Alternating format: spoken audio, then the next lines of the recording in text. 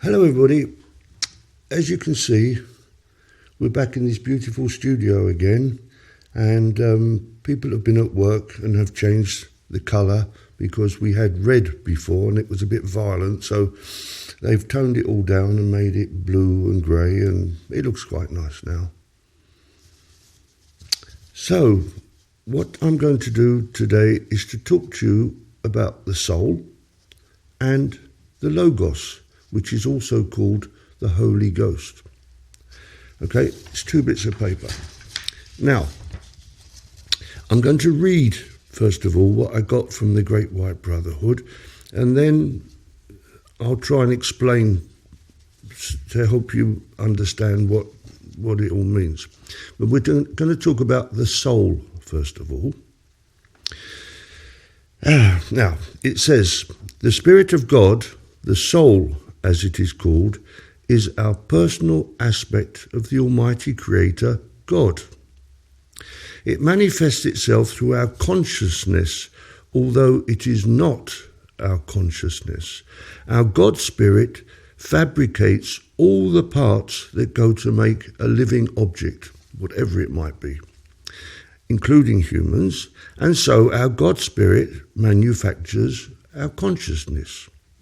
We have termed this consciousness the id, the ID, of which there is only one as far as humans are concerned, which means that for all the people that have lived, are living, or will live in the future, there is just one id for all of them. Animals and other objects have their own versions of consciousness and their own id. And it goes on to say, now this is the difficult part to explain. We are all alive, conscious, sentient, and always will be. That is the single life force at work, creating a multitude of creatures in its quest to gain infinite wisdom. This one God force is actually indivisible. So when we talk about a personal God spirit, a soul, we are not exactly telling the truth, because this one indivisible God Spirit is animating all of us. And that goes for animals and plants and everything else as well. The individual God Spirit is actually God permitting himself to be present in all life to animate it. So when someone says that he or she is God, they are telling the truth, and that is the best kept secret by the archons. We are all God, not an aspect of God, but the totality of God. However, it is more complicated than that, because we mention that our personal God Spirit is encased in a protective coating called a soul. This implies that the God Spirit associated with us is a real particle that needs to be protected from harm, rather like an embryo chick is encased in an eggshell to protect it. What we should really say is the Logos of God, which individually animates all life, is encased in a protective shell to make sure that nothing can touch it. This is done for a number of reasons, of which it would be better not to go into for the moment. But to answer the question, where is and what is our soul, our personal aspect of God, quite simply, it is the totality of God. That is all there is in the multiverse. All else is illusion. Now, that may seem a little bit sort of complicated, so I'll try and quickly go through it and explain what they're saying. They mentioned, first of all, this ID. Now, the id, from what I understand, is sort of our consciousness, universal, well, perhaps that's the best way to explain it, universal consciousness. There's only one consciousness for all humans, and we all have that one consciousness. I know we've got our individual ways of thinking and acting and so on. But behind all that is this one consciousness that comes from God and is termed, rather than call it universal consciousness, for some reason the beings that give me this information prefer to call it the id. Okay, now that's that bit. Then they talk about the soul. Now the soul is not actually the Spirit of God itself. What it is a protective coating, just like an eggshell, as they said. It's like an eggshell, and it protects the Spirit of God, which they call the Logos, and I'm going to explain that in a moment.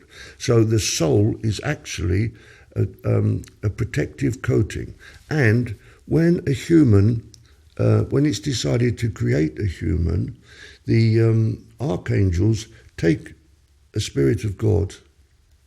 Once again, this is difficult to understand because it's always the totality of the Spirit of God, but God is able to make it appear like there's untold aspects to it, untold little bits of Spirit of God, but it's actually the totality of God every time, and they put it inside this protective coating called a soul. And from then on, this Spirit of God, the Logos, and the soul go through time together until that moment far, far, far into the future when we dissolve back into the Godhead and rejoin God from whence we came in the first place. Okay, now, the second one's called the Logos, which is referred to in the Bible as the Holy Ghost. Excuse me.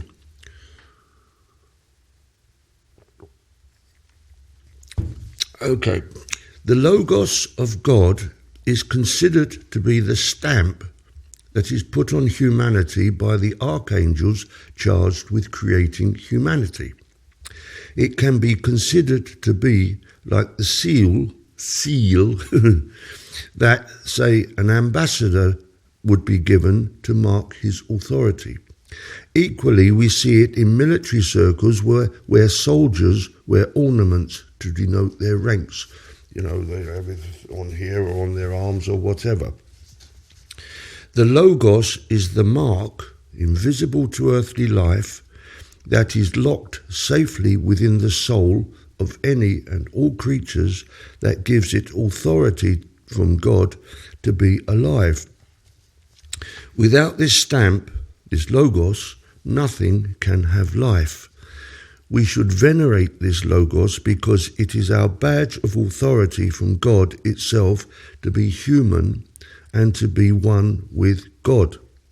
We must also mention that all other life forms, mineral, vegetable or animal, all have the Logos associated with them. It is the prize that so many have sought, the Holy Grail, that must at all cost be kept from the hands of the enemy. Now, what this Logos is when, as I just mentioned, when an archangel decides to make a human, it could be an animal or a plant, but let's say it makes a human, it takes this God Spirit and it puts, this God Spirit is, at that point, is completely neutral. It is just life. And it could be made into anything, a stone, a raindrop, an animal, a plant, whatever, doesn't matter. And they give it a stamp that tells it for all eternity what it's going to be. It's either going to be a raindrop or a piece of earth or a stone or an animal or a plant or, in our case, a human. It is that stamp, that Logos, that tells that Spirit of God that from now on until virtually the ends of time, it's going to be a human. And then that Spirit of God with this stamp, or perhaps I should say, the stamp itself is put in, which they call the Logos, which the Bible calls the Holy Ghost, is put inside this shell, and the shell and the Logos, soldier on with us throughout all eternity, because this earthly incarnation is only a tiny part of what we go through. So I want you clearly to understand, if I can, that you have sort of two parts to what people generally call the soul. The soul actually is like an eggshell, and inside it is this stamp of authority from God himself to tell us that we're human. Now, when it says it is the prize that so many have sought, the Holy Grail that must at all cost be kept from the hands of the enemy, I think what they mean is that some alien groups are trying to make human-alien hybrids. And the problem that they've got is that they can't get their hands on this stamp, this logos. And all the time they can't do that, they can create a human being. What they do in their spaceships and things, their laboratories, they get sperm and an egg from a man and a woman, and they put them together, and it starts to make effectively a human. But then they put their own brain inside that human to make it a hybrid. And at that point, the archangels that would normally put this logos, this stamp, on just a human that's growing, even if it's growing in a test tube, is entitled to be alive and thus have the stamp. But when they see that it's got this alien brain to it, they say, no, you're not going to have this stamp, this logos. And so they refuse to give it. And the aliens have been trying for a long, long time to get hold of this logos, this stamp, and put it in association with the people that they're creating in their laboratories. And they can't do it because they can't get hold of it. And it's the stamp of authority from God himself for us to be humans. Animals also have their own logos within a soul. Plants have the same.